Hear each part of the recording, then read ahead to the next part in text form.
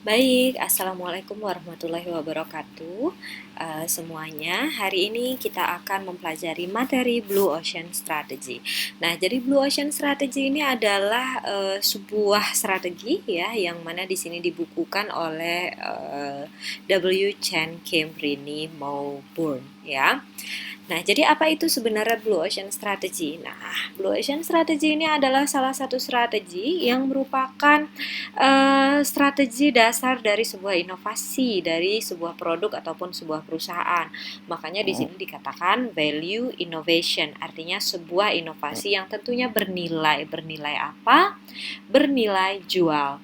Nah, jadi di sini bagaimana katanya kita mengalihkan diri dari persaingan yang awalnya red ocean yang sangat kompetitif dan berdarah menuju pada blue ocean yang tentunya membuat kompetisi menjadi tidak relevan lagi.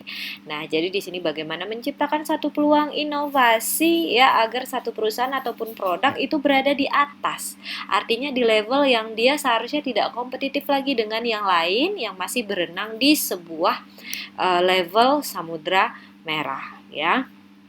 Nah, value innovation di sini tidak selalu berupa inovasi teknologi, jadi inovasi teknologi itu hanya salah satunya saja, tetapi ini adalah inovasi yang berguna untuk meningkatkan keuntungan pelanggan yang disesuaikan dengan harga jual dan juga biaya. Nah, setiap strategi katanya tentunya mempunyai resiko ya yang harus diperhitungkan dengan seksama. Makanya manajemen sebuah resiko itu adalah penting tentunya sebagai salah satu strategi ke depan yang akan diperbuat oleh perusahaan.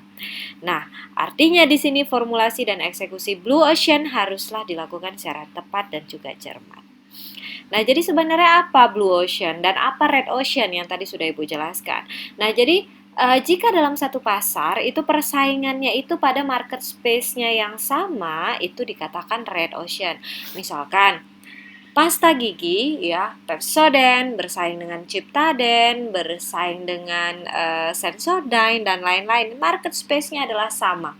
Ya, berarti mereka berada dalam red ocean strategy. Nah, red ocean itu juga mengalahkan kompetitor yang sudah ada. Jadi kita bikin produk baru yang sama dengan kompetitor. Berarti kita masih berada di red ocean. Dan juga eksploitasi demand yang sudah ada. Artinya permintaannya juga sudah ada. Jadi orang butuh pasta gigi. Ya, sudah ada Pepsodent, sudah ada Ciptaden. Kita ciptain juga hal yang sama dengan mereka. Artinya kita bersaing dengan demand permintaan yang sudah ada. Nah, Blue Ocean di sini menciptakan market space yang baru. Artinya ketika Anda menciptakan satu produk pasta gigi Anda ini memang harus beda dari pesaingnya. Kebutuhan dari konsumen akan produk pasta gigi Anda itu demand-nya berbeda dari produk pasta gigi yang lain. Ya, misalkan yang lain keunggulannya hanya untuk memutihkan ya, untuk mengharumkan ya dan lain-lainnya, itu keunggulan dari yang lain ya. Nah, Anda menciptakan satu keunggulan yang tidak dimiliki oleh yang lain, itu namanya Blue Ocean Strategy. Artinya market space Anda baru di sini. Nah, kompetitor yang lain itu artinya sudah tidak relevan sama Anda. Yang lain cuma bisa memutihkan, saya bisa lebih dari memutihkan. Begitu. Nah, yang selanjutnya menciptakan dan menangkap demand baru. Nah, ini tentu ya karena kita telah mendapat kompetitor yang baru. Oke, nah jadi prinsip dari Blue Ocean Strategy ini yang pertama kita harus merubah batas market, artinya ada market space yang baru, fokus pada big picture, artinya planning di sini wajib ya, planningnya harus lebih juga dibandingkan dengan yang lain, menjangkau di luar market demand yang ada, ya strategic sequence yang benar, artinya pembentukan bisnis model. Bisnis model ini harus diperhatikan ya oleh perusahaan untuk menciptakan satu inovasi yang baru. Nah, prinsip eksekusinya tentunya untuk menciptakan satu hal yang baru itu tidak mudah kawan-kawan. Tentunya banyak hambatan dari internal maupun eksternal. Benar nggak sih nanti ini akan terjual gitu ya? Cukup atau tidak sih sumber daya yang ada untuk menciptakan hal yang baru ini gitu?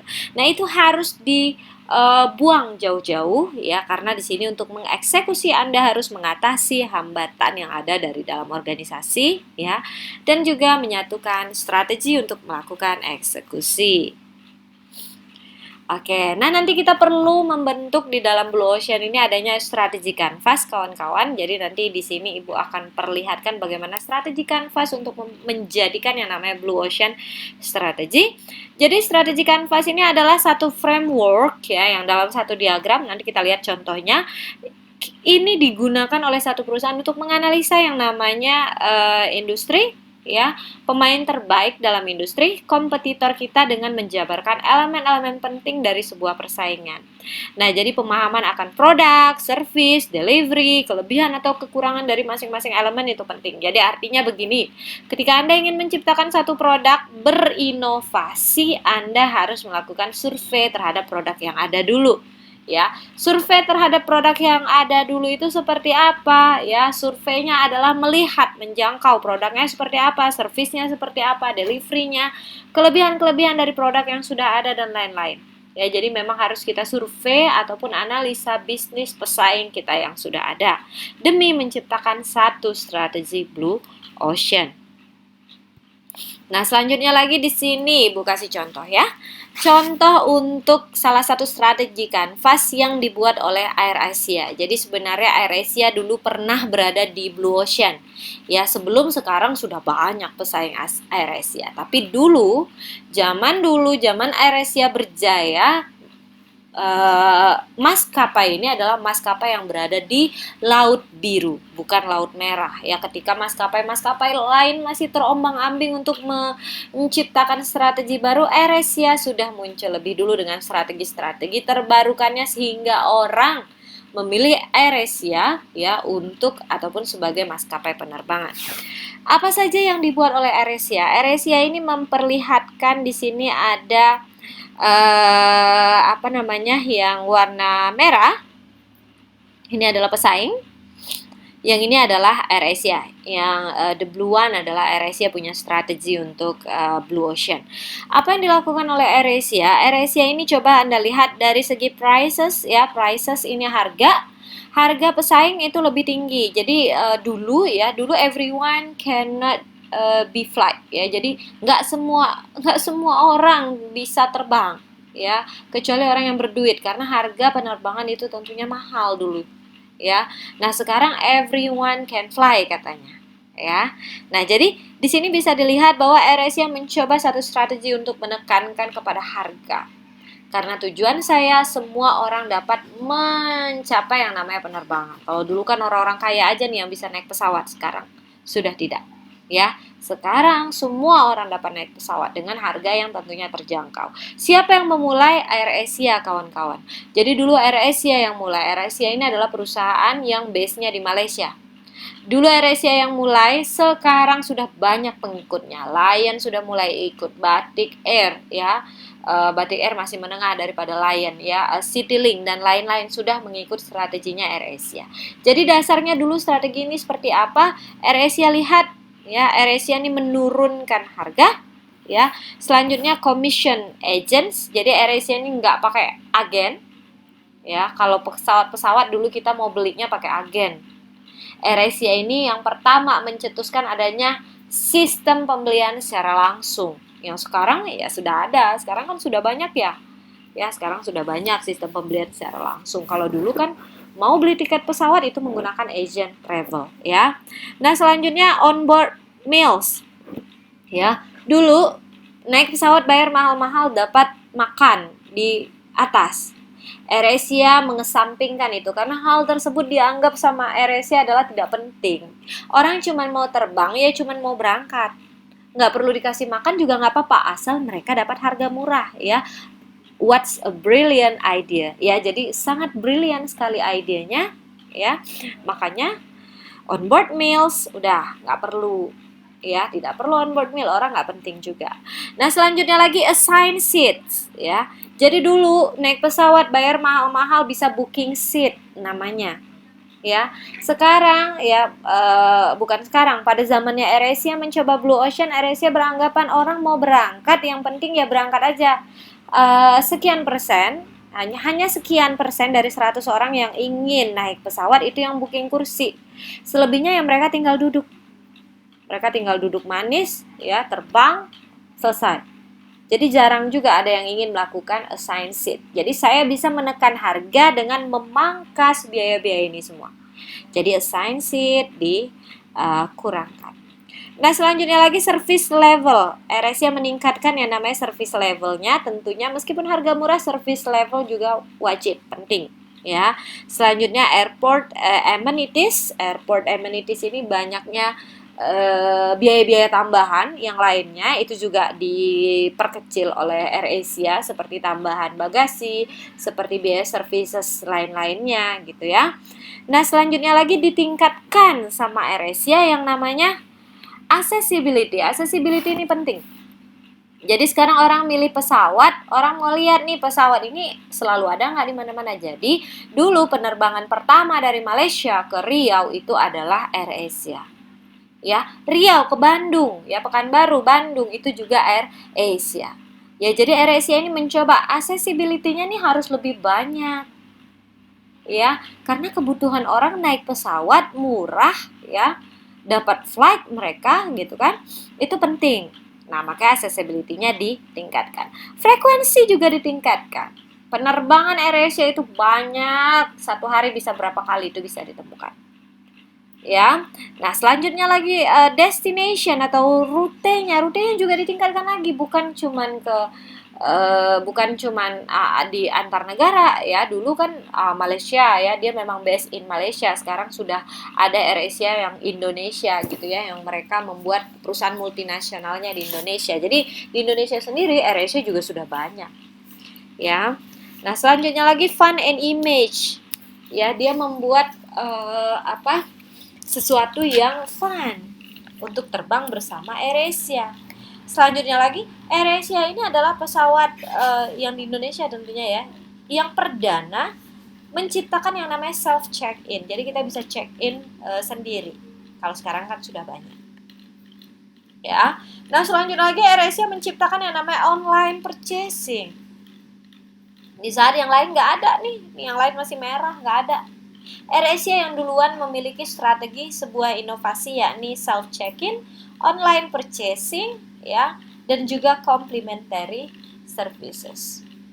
Nah, ketika yang lain tidak ada. Nah, jadi strategi-strategi terbarukan yang seperti ini kawan-kawan kita bisa fokus di sini self check-in, online purchase, sama complementary services. Nah, ini adalah strategi baru yang membawa AirAsia ini beda dengan pesawat yang lain. Jadi ada satu keunggulan, satu inovasi yang diperbuat yang tidak dimiliki oleh orang lain. Makanya dia akan terbang di Samudra Biru. Ya, Anda tahu pada saat AirAsia ini awal-awal ini tahun waktu Ibu lagi kuliah itu tahun 2007 ya, perdana AirAsia itu mulai terbang ya dari Kuala Lumpur ke Indonesia, terutama di Riau karena dekat ya, cuma setengah jam ya. Dan setelah itu memang AirAsia meroket menjadi pesawat yang paling diminati ya, dengan mereka punya moto ya everyone can fly. Ya, everyone can fly dan juga dapat good ya ataupun excellent services. Mereka bisa terbang dengan price yang tentunya murah. Nah, jadi ini ya, AirAsia Strategy Canvas. Nah, apa saja strategi kanvasnya yang tadi sudah Ibu jelaskan tentunya akan dibagi menjadi 4, yakni eliminate, dihilangkan, di-reduce, dikurangkan, di-raise, ditingkatkan, di-create. Create di sini adalah letak inovasinya ya. Apa saja yang di-eliminate? Jadi yang tadi pertama dieliminasinya nggak ada, counter booking sistemnya nggak perlu karena mereka gantikan dengan online booking system nih kawan-kawan ya. Complimentary food katanya itu nggak perlu makan di pesawat ya. Sitting class booking system juga nggak perlu ya, nggak perlu booking, orang cuman mau jalan saja, apalagi yang jaraknya dekat cuma setengah jam ya, naik pesawat duduk sebentar turun lagi ya. Di reduce luxury facilities provided by airport lounge. Ini penting ya, luxury facilities ini maksudnya begini, airport lounge ini ya bandar udaranya ya. Dulu waktu awal untuk menurunkan harga tentunya harus ada strategi lain yang dimiliki oleh AirAsia. AirAsia ini dulu bukan base-nya di KLIA ya. bandar udara internasional yang dimiliki oleh Malaysia itu kan KLIA. Nah, AirAsia ini hanya di kargonya, LCCT dulu namanya, ya, Low Cost Carrier Cargo. Ya, jadi AirAsia ini turun naiknya itu dari LCCT, ya. LCCT itu nggak secantik KLIA. Kita tahu fasilitas di bandara itu sangat luxury, sangat luxury. Di LCCT itu nggak luxury banget, karena itu adalah pesawat kargo. Tetapi apa dengan itu orang masih mau ke sana, ya? Karena apa? Karena orang tujuannya ingin berterbangan. Nah, selanjutnya lagi dia bisa mereduce itu. Dan lagi in-flight attendance service itu nggak perlu juga, ya. Seat quality itu bisa di-reduce juga sama dia, ya, tempat duduk, ya, dan lain-lain. Ya, habis itu dia raise focus on several key destination, increase frequency of flight, itu lebih ditingkatkannya lagi. Habis itu mereka create online booking system, the first online booking system, ya. I think in Indonesia itu adalah AirAsia yang mulai point to point travel system. Nah, selanjutnya lagi dua, ya, case yang kedua. Ini ada yang namanya kata QB house, ya, dibandingkan dengan pangkas rambut biasa. Nah, jadi teman-teman lihat di sini, ini adalah pangkas rambut biasa dan ini adalah QB house. Dia bisa mereduce harga, jadi harganya lebih rendah, ya. Meja reservasinya juga nggak perlu, layanan ekstra selain potong rambutnya juga nggak perlu, karena orang cuma mau potong rambut. Waktu perawatan rambutnya juga di-reduce, lebih ditingkatkan, ya. Kebersihannya lebih ditingkatkan, penghematan waktu menunggunya ditingkatkan, penghematan waktu pemotongan rambutnya ditingkatkan, kinerja tinggi sistem air wash ini di-create. Jadi ini adalah salah satu bentuk inovasinya. Ya, air wash-nya itu yang memang beda daripada yang biasanya. Nah, makanya di sini kita bisa membuatkan satu strategi kanvas. Katanya kalau eliminate ini faktor apa sih yang harus dihilangkan? Nggak penting. Nah, nggak penting, harusnya dibuang aja, mubazir kalau itu ada. Apa sih yang harus di-reduce, dikurangin? Kira-kira bisa dikurangin nggak ke bawah standar? Nah, ini tujuannya apa eliminate sama reduce ini kawan-kawan? Tentunya kalau kita mau create yang namanya inovasi, di sana akan ada biaya. Jadi biaya-biaya hasil eliminate sama biaya-biaya yang sudah kita reduce ini kita dapat gunakan untuk meng-create, ya, a new thing. Nah, jadi gitu. Sesuatu yang baru. Sama untuk membantu apa yang harus kita raise atau kita tingkatkan. Ya. Nah, jadi ini creating new market space, ya, dari industri, katanya fokus pada kompetitor. Kalau Blue Ocean ini mencari alternatif dari industri lain. Strategic group fokus pada kelompok kelas dari grup. Kalau Blue Ocean mencari kelompok kelas dari yang lain tentunya. Buyers group melayani lebih baik lagi pada kelompok pembeli. Kalau Blue Ocean ini harus menciptakan kelompok pembeli yang baru, ya. Space of product ataupun service offering, produk dan service yang ditawarkan pada industri ini, ya, menawarkan produk dan service lainnya yang tidak ada sebelumnya. Nah, orientasi functional emotional, fokus memperbaiki nilai dan harga dari fungsi dan emosi produk, ya, membuat nilai fungsi atau emosional yang baru dan berbeda. Sedangkan time di sini mengantisipasi apa yang terjadi di luar dan mengadaptasi diri, proaktif dalam menciptakan tren baru dari waktu ke waktu. Nah, ya, that's the Blue Ocean strategy. Nah, jadi di sini cost penting, ya, value innovation penting, buyer value tentunya penting. Jadi nilai pembeli, habis itu cost, ini wajib menciptakan yang namanya value innovation. Jadi the simultaneous of differentiation and low cost yang pentingnya, ya, karena low cost kaitannya dengan biaya yang dikeluarkan oleh perusahaan tetapi menciptakan yang namanya value innovation. Oke, nah jadi ya ini adalah Blue Ocean Strategy Summary. Jadi kita harus keluar dari persaingan Red Ocean yang berdarah-darah dan pindah pada Blue Ocean yang menguntungkan. Yang selanjutnya kita harus fokus pada value innovation, meningkatkan nilai tambah luar biasa dari pelanggan. Harus keluar dari kebiasaan berpikir industri tersebut dengan menciptakan market space yang baru. Gunakan strategi canvas dan 4 action framework untuk menciptakan value dan low cost secara bersamaan. Pemikiran haruslah dari keuntungan baru ke harga, biaya, dan bagaimana mengadaptasikan keadaan yang dihadapi baik internal maupun external.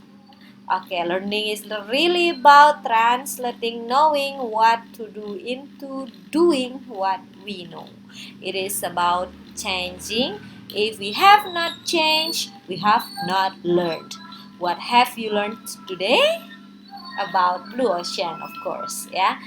Mudah-mudahan semuanya dapat memahaminya dengan baik, ya. Terakhir Ibu ucapkan thank you for listening. Assalamualaikum warahmatullahi wabarakatuh.